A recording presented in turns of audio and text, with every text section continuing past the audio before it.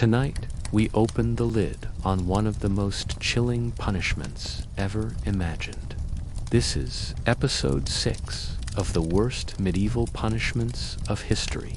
Imagine a coffin, tall and narrow, heavy doors creaking on iron hinges, and inside, not peace, not rest, not sleep, but a forest of sharpened spikes. This was the Iron Maiden, a name that has haunted medieval lore, whispered about in hushed tones. Its very image meant to strike terror into the human heart. But as with many tales from the Middle Ages, the truth is tangled in myth, exaggeration, and spectacle. Tonight, we'll explore not only what the Iron Maiden was said to be, but also what it reveals about justice, fear, and imagination in the medieval world.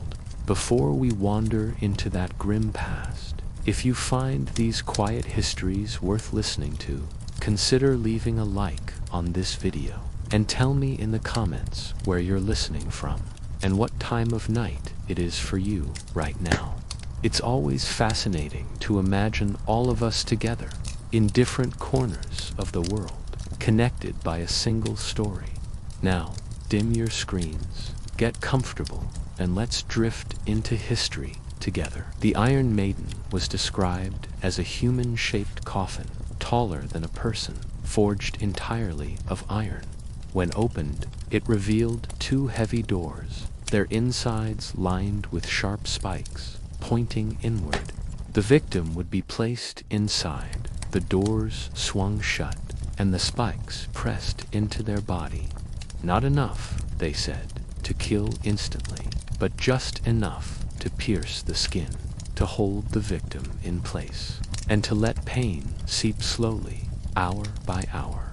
Sometimes, the spikes were placed so carefully that they avoided vital organs, allowing the condemned to survive longer, suspended in agony, until exhaustion and blood loss finally took them. But was this really ever used? Or was it simply a dark invention of the human imagination, meant more to frighten than to punish? The Iron Maiden is most often linked to Germany in the 16th century, in particular the city of Nuremberg, where an object resembling an Iron Maiden was said to have been displayed. Some historians argue that it wasn't used in the Middle Ages at all, but rather pieced together later from older torture devices, part of a grim museum of horrors. Yet, whether or not it was truly used, the legend of the Iron Maiden became powerful. Writers and storytellers described it as if it were real, and soon it entered popular imagination as one of the most dreaded punishments in history. The very idea that someone could be trapped in darkness, pierced by cold iron, unable to move, was terrifying enough. Sometimes the story of a punishment is as powerful as the punishment itself. So who, according to legend, might have been condemned to the Iron Maiden? It was said to be used for heretics, for blasphemers, for those accused of crimes not just against people, but against God and the Church. Imagine the chilling weight of that accusation in medieval Europe. To be branded a heretic was to be cast outside of society, stripped of protection, and made into a warning for everyone else. The Iron Maiden was not meant for the petty thief or the common criminal. It was, according to the tales, reserved for those whose very words, beliefs, or teachings were seen as dangerous. These were people whose defiance could shake faith and order. And what better way, they thought, to silence such voices than to lock them away forever in a coffin of spikes? Whether the Iron Maiden was ever actually used, its existence, real or imagined, served a purpose. It terrified people. It kept them obedient. It whispered a simple lesson.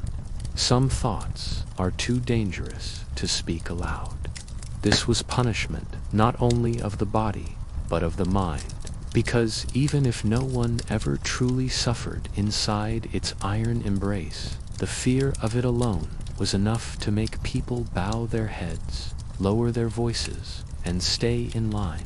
And in that sense, the Iron Maiden worked. Over time, the Iron Maiden became less a real device and more a symbol of the cruelty and darkness we often associate with the Middle Ages. It appeared in drawings, stories, exhibitions.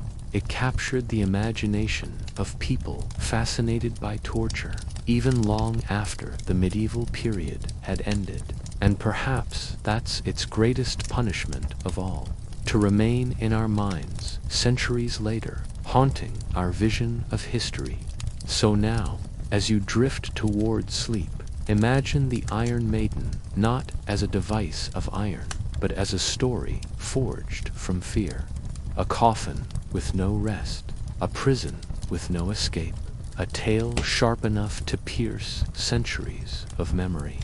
This was the Iron Maiden, whether real or imagined.